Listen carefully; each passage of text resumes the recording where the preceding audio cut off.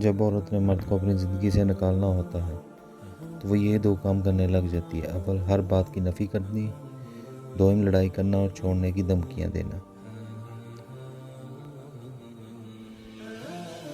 کچھ لوگ آپ کو کبھی پسند نہیں کرتے کیونکہ آپ کا جذبہ ان کے ذہنوں کو پریشان کرتا ہے.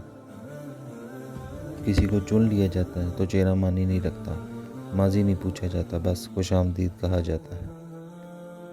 انسان کو شرم میں غرق کرنے والی اس سے بڑی کوئی برائی نہیں کہ وہ فریبی اور بے وفائی کا خطا کار ثابت ہو جائے. کتابیں وہ راستہ ہیں جن پر چل کر انسان اس علم کا بھی سفر طے کرتا ہے جو کتابوں میں نہیں ہوتا. حالات کے طور پر تنہائی کو درست کیا جا سکتا ہے، لیکن ذہنی حالات کے طور پر یہ ایک لاعلاج بیماری ہے. اگر تم ایسی عورت سے ملو جو اپنی غلطی کا اعتراف کرے اور معافی مانگ لے تو خبردار ہو جاؤ، وہ عورت نہیں مرد ہے. عورتیں یہ سب نہیں کیا کرتی.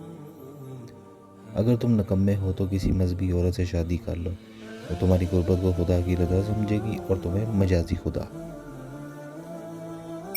اس کا ذہن کسی بہروپیے کے جیسا ہے جو مسلسل اس کی شخصیت پر اثر انداز ہوتا رہتا ہے، لیکن وہ اکثر یہ بات بھول جاتی ہے کہ اس کی آنکھیں در حقیقت اس کے دل تک رسائی دیتی ہیں.